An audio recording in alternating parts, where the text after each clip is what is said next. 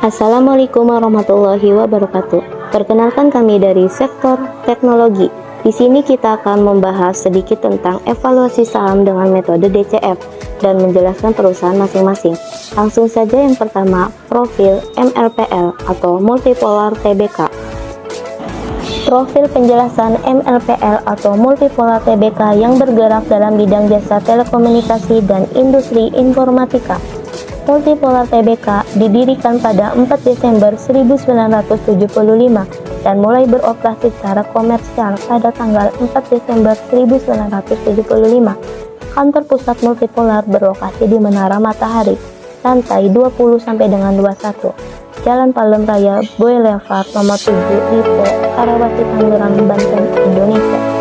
Multipolar memiliki anak usaha yang tercatat di Bursa Efek Indonesia (BEI), antara lain yang pertama, Multipolar Teknologi Tbk (MLTT), yang kedua, Matahari Putra Prima Tbk (MPTA), dan yang ketiga, Multifilling Media Indonesia Tbk (MFNI) yang dimiliki secara tidak langsung melalui anak usaha yakni PT Surya Cipta Investama, di mana 50,20% sahamnya dimiliki MLPL. Pertama kali IPO pada 6 November 1989 yang memiliki persentase 0,00%, harga penawaran Rp10.500 dan memiliki dana terkumpul senilai Rp45.444. Untuk keuangan MLPL terbilang cukup baik, terutama dilihat dari rasio keuangannya. Untuk DER atau Debito Equity Ratio atau rasio untuk mengukur antara hutang yang dimiliki perusahaan terhadap seluruh ekuitas memiliki DER 2,45 kali. Dan untuk ROE atau rasio untuk melihat seberapa efisien perusahaan menggunakan seluruh modal dalam menghasilkan laba, MLPL memiliki ROE 0,08%. Untuk total aset sebesar 15,58 triliun dan total kewajiban liability sebesar 11,07 triliun dan laba bersih MLPL sebesar 1.386 miliar. Dengan pendapatan aset dan hutang yang dimiliki MLPL menghasilkan harga saham 360 per lembar dan margin of safety yang dihasilkan sekitar kurang dari 49% dilihat dari MOS atau margin of safety. Perusahaan MLPL memiliki MOS kurang dari 30%, yang artinya perusahaan ini tidak layak diinvestasikan. Perusahaan MLPL juga mempunyai perusahaan pesaing, diantaranya yaitu perusahaan berkode saham DCCI.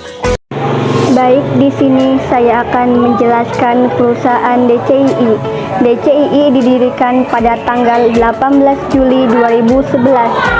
Perusahaan DCII bergerak dalam bidang industri penyedia jasa aktivitas penyimpanan data di server atau hosting dan aktivitas terkait lainnya.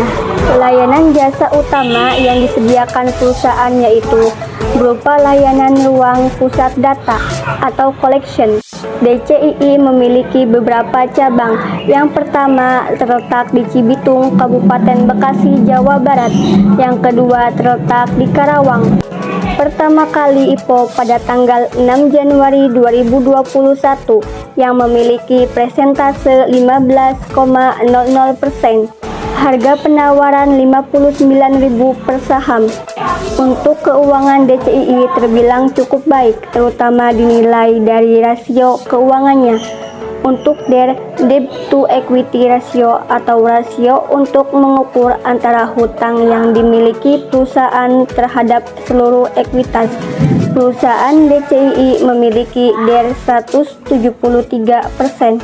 Untuk ROE, Return on Equity atau rasio untuk melihat seberapa efisien perusahaan menggunakan seluruh modal dalam menghasilkan laba, DCII memiliki ROE sebesar 22,4%.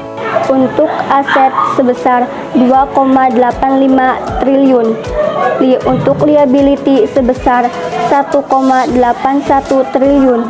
Untuk laba bersih sebesar 61,72 miliar. Dengan pendapatan aset dan hutang yang dimiliki DCI, margin of safety sebesar 88%. Dengan harga saham sebesar 402.000 per lembar,